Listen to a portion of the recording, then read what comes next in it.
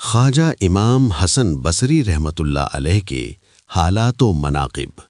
تعارف: آپ باعمل عالم بھی تھے اور زاہد و متقی بھی، سنت نبوی سلم پر سختی سے عمل کرتے اور سدا خشیت الہی میں غرق رہتے۔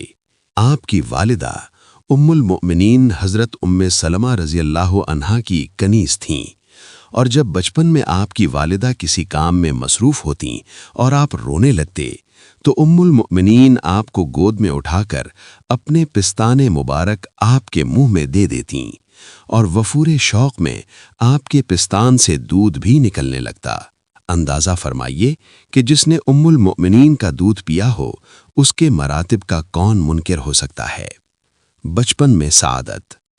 ایک دن بچپن میں آپ نے حضور اکرم کے پیالے کا پانی پی لیا، اور جب حضور نے دریافت فرمایا کہ میرے پیالے کا پانی کس نے پیا ہے تو حضرت ام سلمہ نے کہا کہ حسن نے۔ یہ سن کر حضور نے فرمایا کہ اس نے جس قدر پانی میرے پیالے میں سے پیا ہے اسی قدر میرا علم اس میں نفوذ کر گیا۔ حضور کی دعا۔ ایک دن حضور اکرم حضرت ام سلمہ کے مکان پر تشریف لائے تو انہوں نے حسن بصری کو آپ کی آغوش مبارک میں ڈال دیا۔ اس وقت حضور نے آپ کے لیے سجائی کی دعا فرمائی، اور اس دعا کی برکت سے آپ کو بے پناہ مراتب حاصل ہوئے۔ وجہ تسمیہ۔ ولادت کے بعد جب آپ کو حضرت عمر رضی اللہ عنہ کی خدمت میں پیش کیا گیا تو آپ نے فرمایا کہ اس کا نام حسن رکھو کیونکہ یہ بہت ہی خوبصورت ہے۔ حضرت ام سلمہ نے آپ کی تربیت فرمائی اور ہمیشہ یہی دعا کیا کرتی تھیں کہ اے اللہ، حسن کو مخلوق کا رہنما بنا دے۔ چنانچہ آپ یکتائے روزگار بزرگوں میں سے ہوئے ہیں اور 120 صحابہ سے شرف نیاز حاصل ہوا، ان میں 70 شہدائے بدر بھی شامل ہیں۔ آپ کو حضرت حسن بن علی رضی اللہ عنہ سے شرف بیعت حاصل تھا اور انہی سے تعلیم بھی پائی، لیکن تحفہ کے مصنف لکھتے ہیں کہ آپ حضرت علی رضی اللہ عنہ سے بیعت تھے اور انہی کے خلفاء میں سے ہوئے۔ ابتدائی دور میں آپ جواہرات کی تجارت کرتے تھے، جس کی وجہ سے آپ کا نام حسن لؤلؤی پڑ گیا۔ ایک مرتبہ تجارت کی نیت سے روم گئے، اور جب وہاں کے وزیر کے پاس بغرض ملاقات پہنچے تو وہ کہیں جانے کی تیاری کر رہا تھا۔ اس نے پوچھا کہ کیا آپ بھی میرے ساتھ چلیں گے؟ فرمایا کہ ہاں۔ چنانچہ دونوں گھوڑوں پر سوار ہو کر جنگل میں جا پہنچے۔ وہاں آپ نے دیکھا کہ دیبا نے رومی کا ایک بہت ہی مکلف خیمہ نصب ہے اور اس کے چاروں طرف مسلح فوجی طواف کر کے واپس جا رہے ہیں۔ پھر علماء اور باعزت افراد وہاں پہنچے اور خیمے کے قریب کچھ کہہ کر رخصت ہو گئے۔ پھر حکماں، منشی وغیرہ پہنچے اور کچھ کہہ کر چل دیے۔ پھر نہایت نو عمر کنیزیں زر و جواہر کے تھال سر پر رکھے ہوئے آئیں، اور وہ بھی اسی طرح کچھ کہہ کر چلی گئیں۔ پھر بادشاہ اور وزیر بھی کچھ کہہ کر واپس ہو گئے۔ آپ نے حیرت زدہ ہو کر جب وزیر سے واقعہ معلوم کیا تو اس نے بتایا کہ بادشاہ کا ایک خوبصورت بہادر جوان بیٹا مر گیا تھا، اور وہی اس خیمے میں مدفون ہے۔ چنانچہ آج کی طرح ہر سال یہاں تمام لوگ آتے ہیں۔ سب سے پہلے فوج آ کر کہتی ہے کہ اگر جنگ کے ذریعے تیری موت ٹل سکتی تو ہم جنگ کر کے تجھے بچا لیتے، مگر اللہ تعالیٰ سے جنگ کرنا ممکن نہیں۔ اس کے بعد حکماں آ کر کہتے ہیں کہ اگر عقل و حکمت سے موت کو روکا جا سکتا تو ہم یقیناً روک دیتے۔ پھر علماء و مشائخ آ کر کہتے ہیں کہ اگر دعاؤں سے موت کو دفع کیا جا سکتا تو ہم دفع کر دیتے۔ پھر حسین کنیزیں آ کر کہتی ہیں کہ اگر حسن و جمال سے موت کو ٹالا جا سکتا تو ہم مال و متین۔ پھر بادشاہ وزیر کے ساتھ آ کر کہتا ہے کہ اے میرے بیٹے، ہم نے حکماں و اطباء کے ذریعے بہت کوشش کی، لیکن تقدیر الہی کو کون مٹا سکتا ہے، اور اب آئندہ سال تک تجھ پر ہمارا سلام ہو۔ یہ کہہ کر واپس ہو جاتا ہے۔ حضرت حسن نے یہ واقعہ سن کر قسم کھائی کہ زندگی بھر کبھی نہیں ہنسوں گا، اور دنیا سے بیزار ہو کر فکر آخرت میں گوشہ نشینی اختیار کر لی۔ مشہور ہے کہ 70 سال تک آپ ہمہ وقت باوضو رہے اور اپنے مجموعے بزرگوں میں ممتاز ہوئے۔ کسی شخص نے ایک بزرگ سے دریافت کیا کہ حسن بصری ہم سے زیادہ افضل کیوں ہیں؟ انہوں نے جواب دیا کہ حسن کے علم کی ہر فرد کو ضرورت ہے اور اس کو سوائے خدا کے کسی کی حاجت نہیں، اسی لیے وہ ہم سب کے سردار ہیں۔ حضرت رابعہ بصری کا مقام۔ اس وقت میں آپ ایک مرتبہ واز کیا کرتے تھے، مگر جب تک حضرت رابعہ بصری شریک نہ ہوتیں تو واز نہیں کہتے تھے۔ لوگوں نے عرض کیا کہ آپ کے واز میں تو بڑے بڑے بزرگ حاضر ہوتے ہیں، پھر آپ صرف ایک بوڑھی عورت کے نہ ہونے سے واز کیوں ترک کر دیتے ہیں؟ فرمایا کہ ہاتھی کے برتن کا شربت چونٹیوں کے برتن میں کیسے سما سکتا ہے؟ اور جب آپ کو دوران واز جوش آ جاتا تو رابعہ بصری سے فرماتے کہ یہ تمہارے ہی جوش و گرمی کا اثر ہے۔ سبق آموز جوابات۔ ایک مرتبہ لوگوں نے سوال کیا کہ کیا آپ اپنے واز میں کثیر لوگوں کے اجتماع سے خوش ہوتے ہیں؟ فرمایا کہ میں تو اس وقت مسرور ہوتا ہوں جب کوئی عشق الہی میں دل جلا ہوا آ جاتا ہے۔ کسی نے سوال کیا کہ اسلام کیا ہے اور مسلمان کس کو کہتے ہیں؟ فرمایا کہ اسلام کتاب میں ہے اور مسلمان قبر میں۔ جب آپ سے دین کی اساس کے متعلق سوال کیا گیا تو فرمایا کہ تقوی دین کی اساس ہے اور لالچ تقوی کو ضائع کر دیتا ہے۔ پوچھا گیا کہ جنت عدن کا کیا مفہوم ہے اور اس میں کون داخل ہوگا؟ فرمایا کہ اس میں سونے کے محلات ہیں اور سوائے نبی کریم، صدیقین اور شہداء، عادل بادشاہ اور دیگر انبیاء کرام کے کوئی داخل نہیں ہو سکتا۔ سوال کیا گیا کہ کیا روحانی طبیب کسی دوسرے کا علاج کر سکتا ہے؟ فرمایا اس وقت تک نہیں جب تک خود اپنا علاج نہ کرے، کیونکہ جو خود ہی گم کردہ رہا ہو وہ دوسرے کی رہبری کیسے کر سکتا ہے؟ فرمایا کہ میرا واز سنتے رہو، تمہیں فائدہ پہنچے گا، لیکن میری بے عملی تمہارے لیے ضرر رساں نہیں۔ لوگوں نے عرض کیا کہ ہمارے قلوب سوئے ہوئے ہیں، ان پر آپ کا واز کیا اثر انداز ہوگا؟ فرمایا کہ خوابیدہ قلوب کو تو بیدار کیا جا سکتا ہے، البتہ مردہ دلوں کی بیداری ممکن نہیں۔ لوگوں نے عرض کیا کہ بعض جماعتوں کے اقوال ہمارے قلوب میں خوف و خشیت پیدا کر دیتے ہیں۔ فرمایا کہ وہ دنیا میں ڈرتے نہیں۔ لوگوں نے عرض کیا کہ بعض جماعتوں کے اقوال ہمارے قلوب میں خوف و خشیت پیدا کر دیتے ہیں۔ فرمایا کہ وہ دنیا میں ڈرتے نہیں، اسی لیے وہ آخرت میں بے خوف ہوں گے۔ فرمایا کہ میں صرف قرب الہی اور جنت کا متمنی رہتا ہوں، کیونکہ متقین محض اس لیے یاد کرتے ہیں تاکہ نقطہ چینی کر سکیں۔ فرمایا کہ میں صرف قرب الہی اور جنت کا متمنی رہتا ہوں، کیونکہ متقین محض اس لیے یاد کرتے ہیں تاکہ نقطہ چینی کر سکیں۔ فرمایا کہ بعض افراد کا یہ خیال ہے کہ دوسروں کو نصیحت اسی وقت کرنی چاہیے جب خود سبھی تمام برائیوں سے پاک ہو جائیں۔ فرمایا کہ ابلیس تو یہی چاہتا ہے کہ اوامر و نواہی کا سد باب ہو جائے۔ لوگوں نے پوچھا کہ کیا مسلمان کو بغض و حسد کرنا جائز ہے؟ فرمایا کہ برادران یوسف کا واقعہ کیا تمہارے علم میں نہیں کہ بغض و حسد کی وجہ سے ہی انہیں کیا کیا سزا پہنچا؟ البتہ اگر جسد میں رنج و غم کا پہلو ہو تو کوئی حرج نہیں۔ ریاکاری باعث ہلاکت ہے۔ آپ کے ایک ارادت مند کی یہ کیفیت تھی کہ آیات قرآنی سن کر بے ہوش ہو جاتا تھا۔ آپ نے فرمایا کہ اس فعل میں اس امر کو ملحوظ رکھو کہ تقاہنہ نہ نکلنے پائے، کیونکہ آواز نکلنے سے ریاکاری محسوس ہونے لگتی ہے جو انسان کے لیے باعث ہلاکت ہے، اور اگر کسی پر حال طاری نہ ہو بلکہ وہ قصدن طاری کرے اور کوئی نصیحت بھی اس پر کارگر نہ ہو تو وہ گناہگار ہے۔ بے باک مرد خدا۔ ایک مرتبہ دوران واز حجاج بن یوسف برہنہ شمشیر اپنی فوج کے ہمراہ وہاں پہنچا۔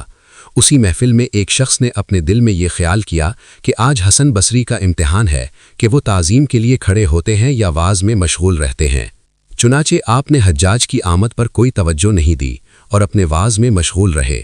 چنانچہ اس بزرگ نے یہ تسلیم کر لیا کہ واقعی آپ اپنی خصلتوں کے اعتبار سے اسم باسمی ہیں، کیونکہ احکام خداوندی بیان کرتے وقت آپ کسی کی پرواہ نہیں کرتے تھے۔ اختتام واز کے بعد حجاج نے دست بوسی کرتے ہوئے لوگوں سے کہا کہ اگر تم مرد خدا سے ملنا چاہتے ہو تو حسن کو دیکھو۔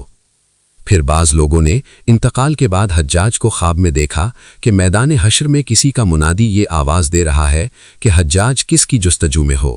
تو کہنے لگا کہ میں اس جلوہ خداوندی کا متلاشی ہوں جس کو موحدین تلاش کیا کرتے تھے۔ لوگ کہتے ہیں کہ وقت مرگ حجاج کی زبان پر یہ کلمات تھے کہ اللہ تو غفار ہے اور تجھ سے برتر دوسرا کوئی نہیں، لہٰذا اپنی غفاری ایک کم خرد اور مشت خاک پر بھی ظاہر کر کے اپنے فضل سے میری مغفرت فرما دے، کیونکہ پورا عالم یہی کہتا ہے کہ اس کی بخشش ہرگز نہیں ہو سکتی اور یہ عذاب میں گرفتار رہے گا، لیکن اگر تو نے مجھے بخش دیا تو سب کو معلوم ہو جائے گا کہ یقیناً تیری شان فعال لما یرید ہے۔ جب حسن بصری نے یہ واقعہ سنا تو فرمایا کہ یہ بد کردار حصول آخرت بھی اسی دعا سے کرنا چاہتا ہے۔ مبلغ کی عظمت۔ حضرت علی جب وارد بصرہ ہوئے تو تمام واعظین کو وعظ گوئی سے منع کرتے ہوئے فرمایا کہ تمام ممبروں کو توڑ کر پھینک دو۔ لیکن جب حضرت حسن بصری کی مجلس وعظ میں پہنچے تو ان سے پوچھا کہ تم عالم ہو یا طالب علم؟ آپ نے جواب دیا کہ میں تو کچھ بھی نہیں ہوں، البتہ جو کچھ احادیث نبوی سے سنا ہے وہ لوگوں تک پہنچا دیتا ہوں۔ یہ سن کر حضرت علی نے فرمایا کہ آپ کو وعظ گوئی کی اجازت ہے۔ اور جب حسن بصری کو یہ معلوم ہوا کہ وہ حضرت علی تھے تو ان کی جستجو میں نکل کھڑے ہوئے، اور ایک جگہ جب ان سے ملاقات ہو گئی تو عرض کیا کہ مجھے وضو کا طریقہ سکھا دیجیے۔ چنانچہ ایک تشت میں پانی منگوا کر حضرت علی نے آپ کو وضو کا طریقہ سکھایا، اور اسی وجہ سے اس مقام کا نام مقام بالتشت پڑ گیا۔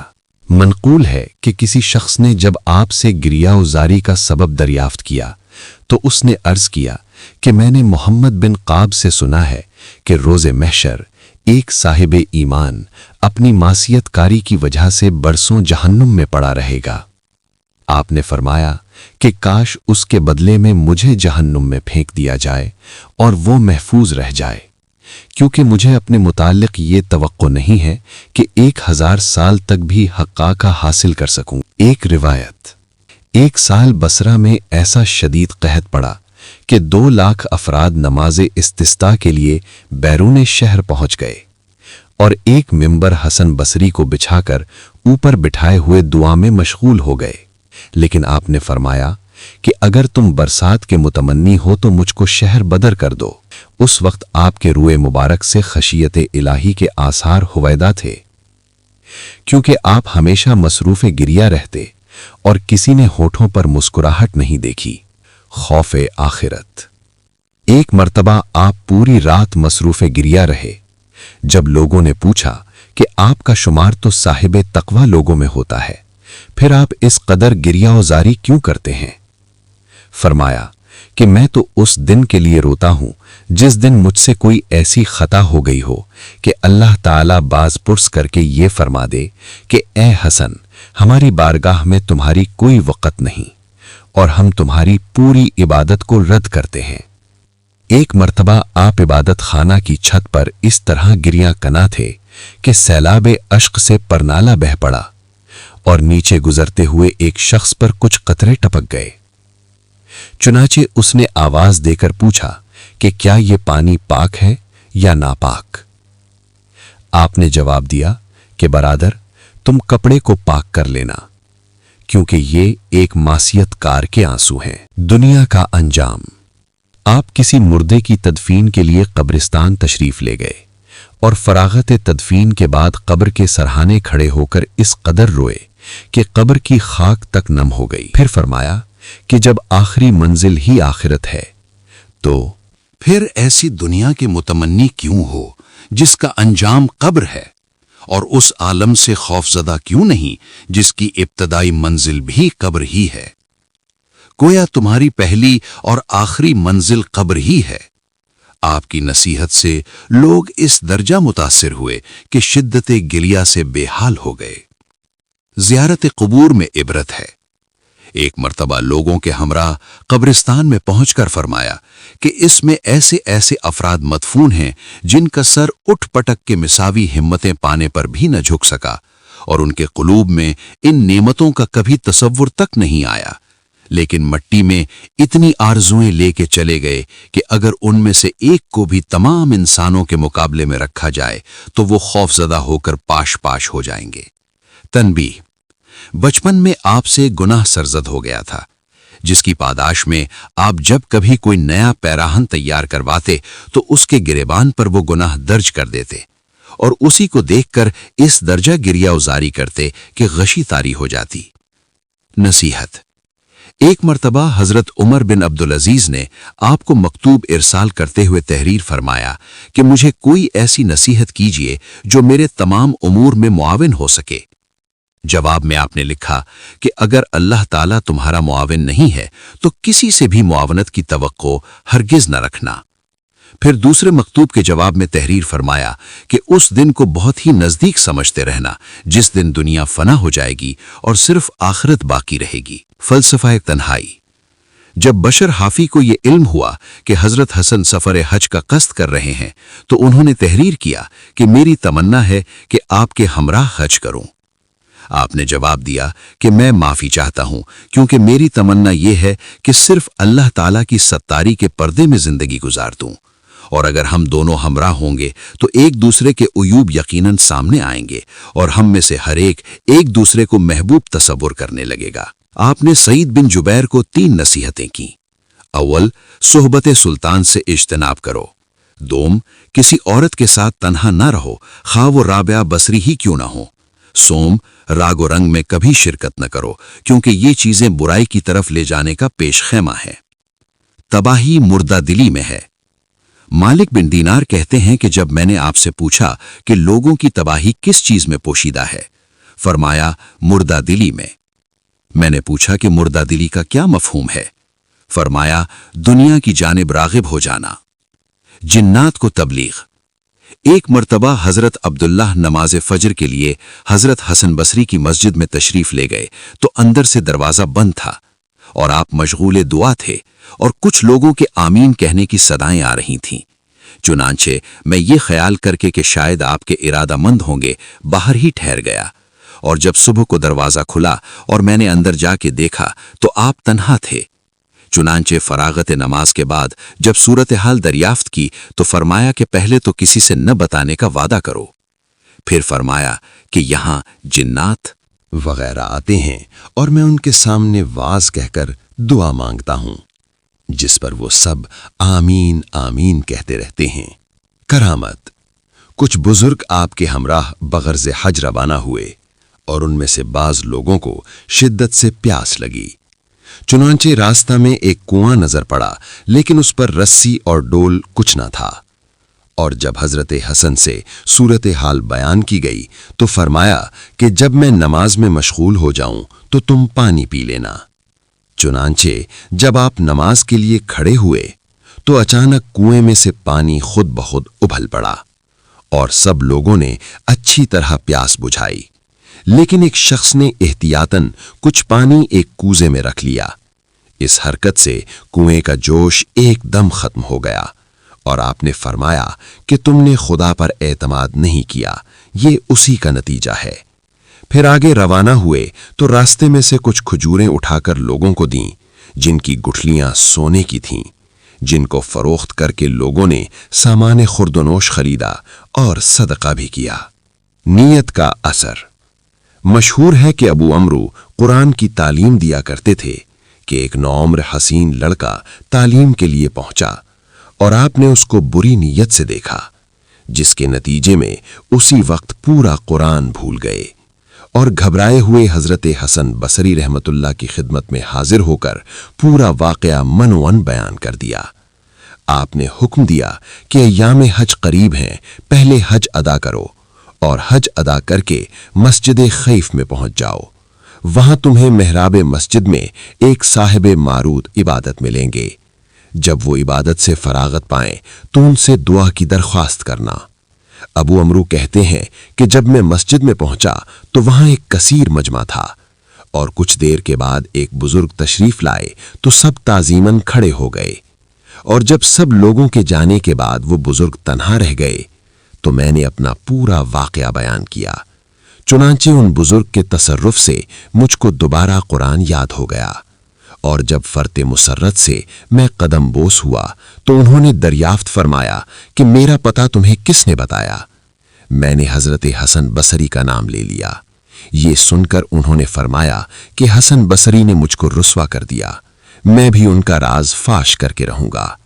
فرمایا کہ جو صاحب ظہر کی نماز کے وقت یہاں تھے وہ حسن بصری ہی تھے، جو اسی طرح روزانہ یہاں آتے ہیں اور ہم سے باتیں کر کے عصر کے وقت تک بصرہ پہنچ جاتے ہیں، اور حسن بصری جس کے رہنما ہوں اس کو کسی غیر کی حاجت نہیں۔ منقول ہے کہ کسی شخص کے گھوڑے میں کچھ نقص ہو گیا، اور اس نے جب حضرت حسن سے کیفیت بیان کی تو آپ نے 400 درہم میں اس سے گھوڑا خرید لیا۔ لیکن اسی شب گھوڑے کے مالک نے خواب میں دیکھا کہ جنت میں ایک گھوڑا جواہر اور مشک کی گٹھریوں کے ہمراہ چرتا پھر رہا ہے۔ اس نے سوال کیا کہ یہ گھوڑے کس کے ہیں؟ تو ملائکہ نے بتایا کہ پہلے تو یہ سب تمہارے تھے، لیکن اب حسن بصری کی ملکیت ہیں۔ وہ شخص بیدار ہو کر حضرت حسن کی خدمت میں پہنچا اور عرض کیا کہ آپ اپنی رقم لے کر میرا گھوڑا واپس فرما دیں۔ آپ نے فرمایا کہ جو خواب رات تو نے دیکھا ہے وہ میں پہلے ہی دیکھ چکا ہوں۔ یہ سن کر وہ مایوس واپس ہو گیا۔ پھر دوسری شب حسن بصری رحمت اللہ نے خواب میں عالی شان محلات دیکھ کر دریافت کیا کہ یہ کس کے ہیں؟ جواب ملا جو سبھی بے کو فسخ کر دے۔ چنانچہ آپ نے صبح کو گھوڑے کے مالک کو بلا کر بے کو فسخ کر دیا۔ طریقہ دعوت۔ شمون نامی ایک آتش پرست آپ کا پڑوسی تھا، اور جب وہ مرضل موت میں مبتلا ہوا تو آپ نے اس کے یہاں جا کر دیکھا کہ اس کا جسم آگ کے دھوئیں سے سیاہ پڑ گیا ہے۔ آپ نے تلقین فرمائی کہ آتش پرستی ترک کر کے اسلام میں داخل ہو جا، اللہ تعالیٰ تجھ پر رحم فرمائے گا۔ اس نے عرض کیا کہ میں 3 چیزوں کی وجہ سے اسلام سے برگشتہ ہوں۔ اول یہ کہ جب تمہارے عقائد میں حبد دنیا بری شے ہے تو پھر تم اس کی جستجو کیوں کرتے ہو؟ دوم یہ کہ موت کو یقینی تصور کرتے ہو تو پھر دنیا میں رضائے الہی کے لیے کام کیوں کرتے ہو؟ دوم یہ کہ موت کو یقینی تصور کرتے ہوئے بھی اس کا سامان کیوں نہیں کرتے؟ سوم یہ کہ جب تم اپنے قول کے مطابق جلوہ خداوندی کے دیدار کو بہت عمدہ شے تصور کرتے ہو تو پھر دنیا میں رضائے الہی کے خلاف کام کیوں کرتے ہو؟ آپ نے فرمایا کہ یہ تو مسلمانوں کے افعال و کردار ہیں، لیکن آتش پرستی میں تضییع اوقات کر کے تمہیں کیا حاصل ہوا؟ مومن خواہ کچھ بھی ہو، کم از کم دین حنیف کو تو تسلیم کرتا ہے، مگر تو نے 70 سال آگ کو پوجا ہے، اور اگر ہم دونوں آگ میں گر پڑیں تو وہ ہم دونوں کو برابر جلائے گی یا تیری پرستش کو ملحوظ رکھے گی؟ لیکن میرے مولا میں یہ طاقت ہے کہ اگر وہ چاہے تو مجھ کو آگ ذرہ برابر نقصان نہیں پہنچا سکتی، اور یہ فرما کر اپنے ہاتھ میں آگ اٹھائی اور کوئی اثر دست مبارک پر نہ ہوا۔ شمون نے اس کیفیت سے متاثر ہو کر عرض کیا کہ میں 70 سال سے آتش پرستی میں مبتلا ہوں، اب آخری وقت میں کیا مسلمان ہوں گا؟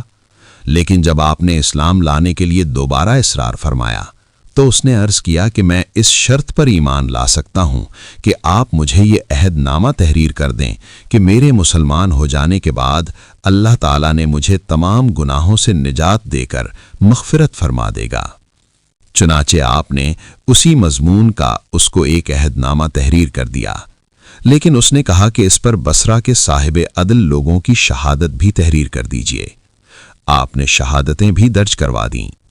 اس کے بعد شمون صدق دل سے مشرف با اسلام ہو گیا اور استدعا کی کہ میرے مرنے کے بعد آپ اپنے ہی ہاتھ سے غسل دے کر قبر میں اتاریں اور یہ عہد نامہ میرے ہاتھ میں رکھ دیں تاکہ روز محشر میرے مومن ہونے کا ثبوت میرے پاس رہے۔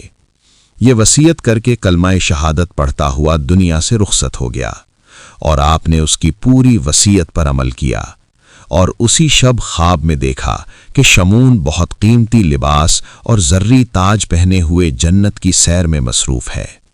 اور جب آپ نے سوال کیا کہ کیا گزری تو اس نے عرض کیا کہ خدا نے اپنے فضل سے میری مغفرت فرما دی، اور جو انعامات مجھ پر کیے وہ ناقابل بیان ہیں، لہٰذا اب آپ کے اوپر کوئی بار نہیں، آپ اپنا عہد نامہ واپس لے لیں کیونکہ مجھے اب اس کی حاجت نہیں۔ اور جب صبح کو آپ بیدار ہوئے تو وہ عہد نامہ آپ کے ہاتھ میں تھا۔ آپ نے اللہ کا شکر ادا کرتے ہوئے فرمایا کہ اے اللہ، تیرا فضل کسی سبب کا محتاج نہیں۔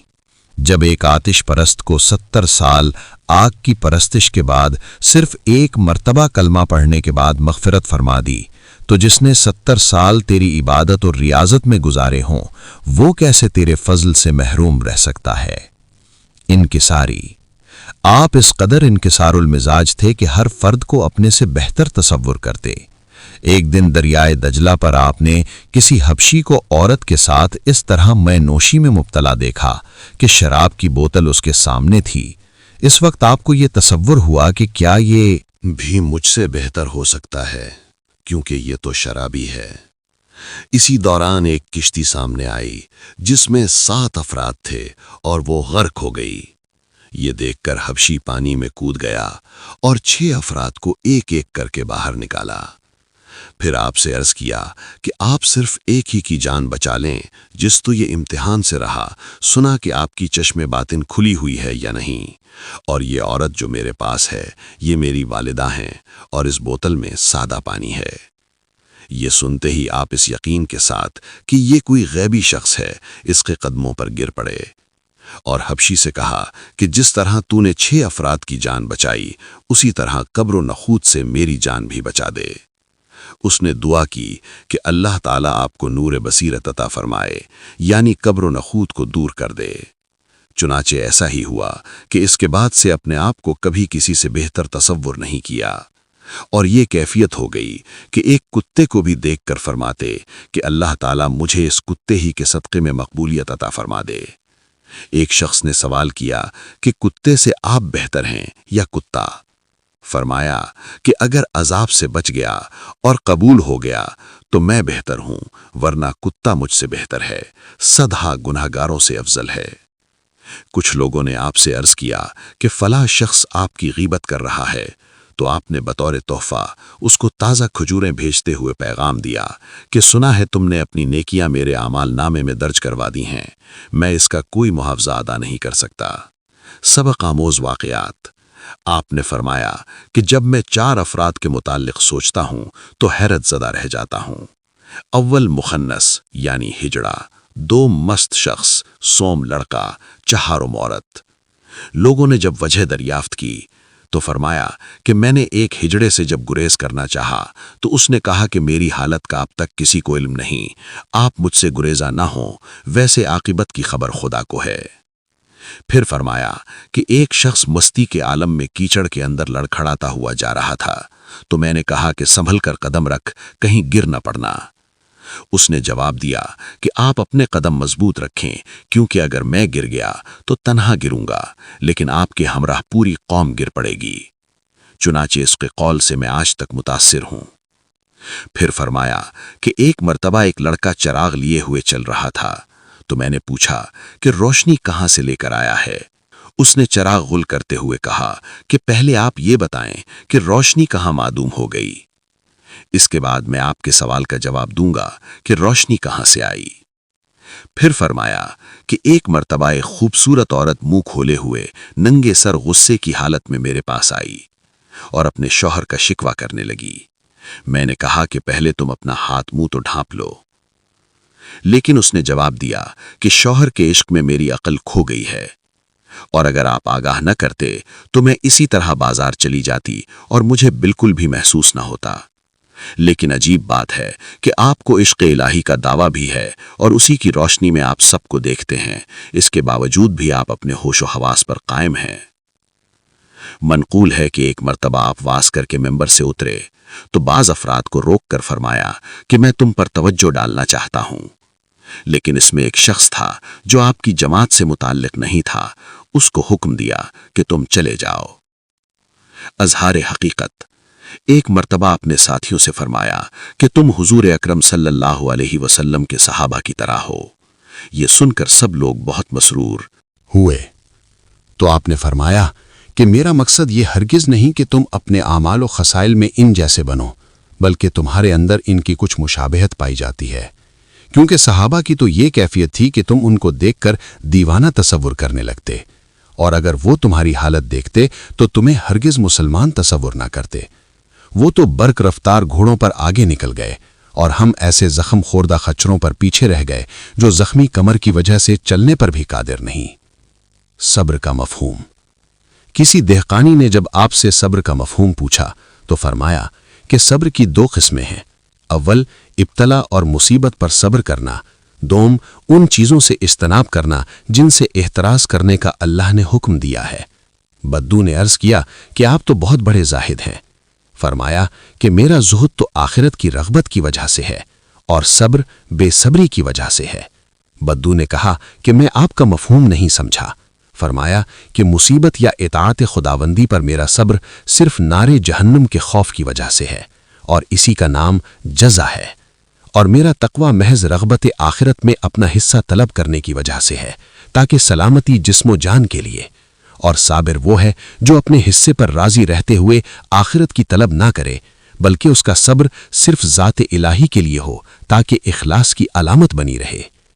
فرمایا کہ انسان کے لیے ضروری ہے کہ وہ نافع علم، اکمل علم، اخلاص اور قناعت و صبر جمیل حاصل کرتا رہے، اور جب یہ چیزیں حاصل ہو جائیں تو اس کے آخری مراتب کا اندازہ نہیں کیا جا سکتا۔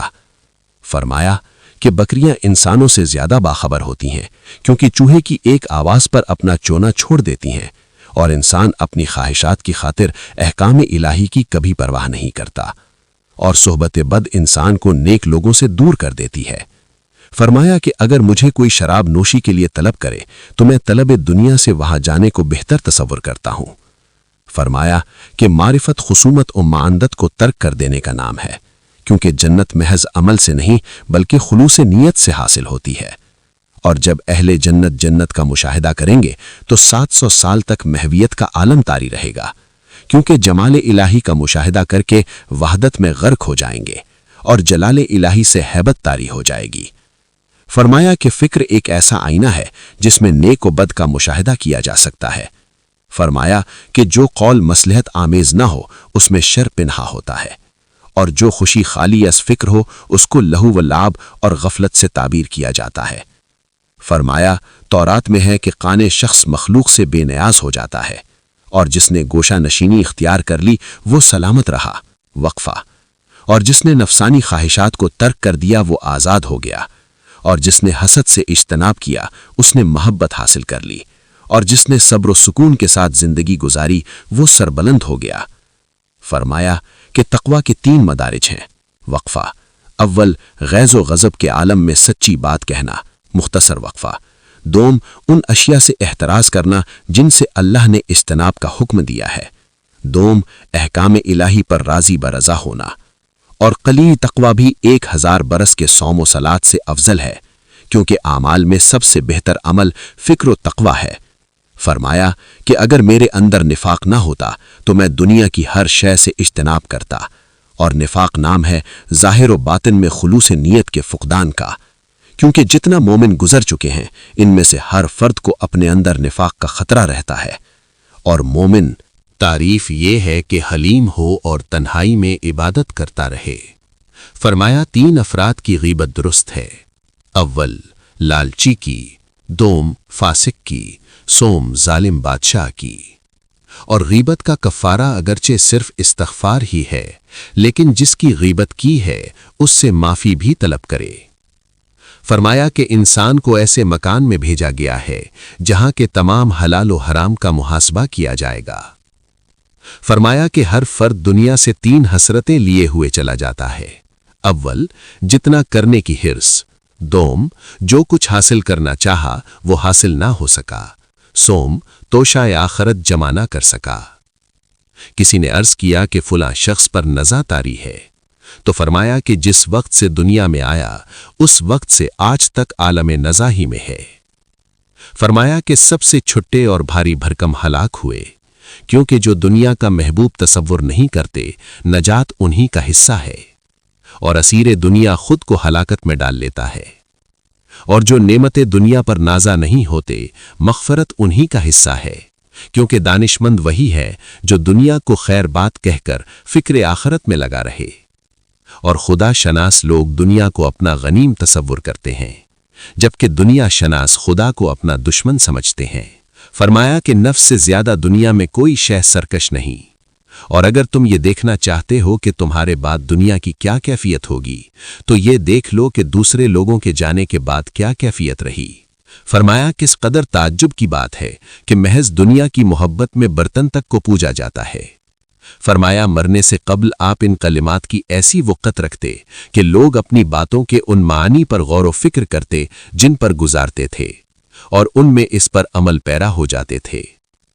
لیکن تم نے اپنی کتاب پر زبر زیر تو لگا لیے مگر ان پر عمل کر کے آسائش دنیا میں گرفتار ہو گئے۔ فرمایا کہ جو شخص سیم و زر سے محبت کرتا ہے خدا تعالیٰ اس کو رسوائی عطا کرتا ہے، اور جس کے پیرو بے وقوف لوگ ہوں اس کی قلبی حالت درست نہیں۔ اور جس چیز کی تم دوسروں کو نصیحت کرتے ہو پہلے خود اس پر عمل پیرا ہو جاؤ۔ فرمایا کہ جو شخص تم سے دوسروں کے عیب بیان کرتا ہے وہ یقیناً دوسروں سے تمہاری برائی بھی کرتا ہوگا۔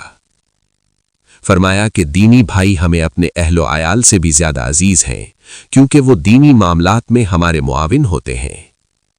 فرمایا کہ دوستوں اور مہمانوں پر اخراجات کا حساب اللہ تعالیٰ سے نہیں لیتا، لیکن اپنے والدین پر خرچ کیا گیا ذرہ ذرہ کا حساب ہوگا، اور جس نماز میں دل جمی نہ ہو وہ عذاب بن جاتی ہے۔ کسی شخص نے جب آپ سے خشوع کا مفہوم پوچھا تو فرمایا کہ انسان کے قلبی خوف کا نام خشوع ہے۔ کسی شخص نے آپ سے عرض کیا کہ فلاں شخص 20 سال سے نہ تو عورت کے قریب گیا ہے اور نہ کسی سے ملاقات کرتا ہے اور نہ نماز باجماعت پڑھتا ہے۔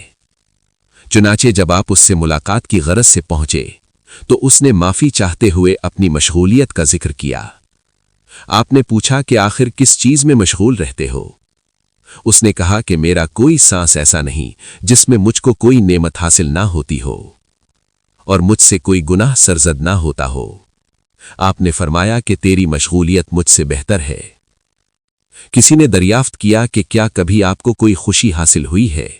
تو فرمایا کہ ایک مرتبہ میں اپنے عبادت خانے کی چھت پر کھڑا تھا اور ہمسائے کی بیوی اپنے شوہر سے کہہ رہی تھی کہ شادی کے بعد 50 سال میں نے صبر و سکون سے تیرے ساتھ نباہ کیا اور تجھ سے کبھی کوئی ایسی شے طلب نہیں کی جس کا تو متحمل نہ ہو سکتا ہو، نہ کبھی غربت کا شکوہ کیا اور نہ کبھی تیری شکایت کی، مگر یہ سب کچھ محض اس لیے برداشت کیا کہ تو دوسری شادی نہ کرے۔ لیکن اگر تو دوسری شادی کا ارادہ رکھتا ہے تو پھر میں امام وقت سے تیری شکایت کروں گی۔ مجھے یہ بات سن کر بہت مسرت ہوئی کیونکہ یہ قول قرآن کے قطعاً مطابق تھا، جیسا کہ فرمایا ان اللہ لا یغفر ان یشرک بہ ویغفر ما دون ذلک لمن یشاء، یعنی بلا شبہ اللہ تعالیٰ ان کو نہیں بخشے گا جنہوں نے اس کے ساتھ کسی کو شریک کیا اور ان کے علاوہ جس کو چاہے گا بخش دے گا۔ کسی نے جب آپ کا حال دریافت کیا تو فرمایا کہ ان کا کیا حال پوچھتے ہو جو دریا میں ہوں اور شکستہ کشتی کے تختہ پر پانی میں تیر رہے ہوں؟ اس نے کہا کہ یہ تو نہایت ہی سنگین صورت ہے۔ فرمایا کہ بس میرا تو یہی حال ہے۔ ایک مرتبہ آپ عید کے دن کسی ایسی جگہ سے گزرے جہاں لوگ ہنسی مذاق اور لہو و لعب میں مشغول تھے۔ آپ نے فرمایا کہ میں حیرت کرتا ہوں ان لوگوں پر جو ہنسی مذاق میں مصروف ہو کر اپنے حال کو فراموش کر دیتے ہیں۔ کوئی شخص قبرستان میں بیٹھا کھانا کھا رہا تھا۔ اس کو دیکھ کر فرمایا کہ یہ منافق ہے، کیونکہ جس کی نفسانی خواہش مردوں کے سامنے بھی حرکت کرتی ہے اس کو موت و آخرت پر یقین نہیں ہوتا، اور جو ان دونوں پر یقین نہ کرے اس کو منافق کہتے ہیں۔ ایک مرتبہ آپ اللہ تعالیٰ سے مناجات کر رہے تھے کہ اے اللہ، تیری نعمتوں کا میں شکریہ نہیں بجا لا سکتا اور ابتلا کی حالت میں صبر کا دامن چھوڑ دیا، لیکن عدم شکریہ کے باوجود بھی تو نے اپنی نعمتوں سے محروم نہ رکھا اور صبر نہ کرنے پر بھی مصیبتوں کا ازالہ فرما دیا۔ وفات دم مرگ آپ مسکراتے ہوئے فرماتے رہے کہ کون سا گناہ، اور یہی کہتے کہتے روح پرواز کر گئی۔ پھر کسی بزرگ نے خواب میں دیکھ کر پوچھا کہ عالم نزع میں آپ مسکرا کیوں رہے تھے اور کون سا گناہ بار بار کیوں کہہ رہے تھے؟ فرمایا کہ دم نزع مجھے یہ ندا سنائی دی کہ اے ملک الموت، سختی سے کام لے کیونکہ اس کا ایک گناہ باقی رہ گیا ہے۔ چنانچہ اسی خوشی میں مسرور ہو کر میں بار بار کون سا گناہ کہہ رہا تھا۔ وفات کی شب میں کسی بزرگ نے خواب دیکھا کہ آسمان کے دریچے کھلے ہوئے ہیں اور ندا کی جا رہی ہے کہ حسن بصری اپنے مولا کے پاس حاضر ہو گئے اور اللہ ان سے راضی ہے۔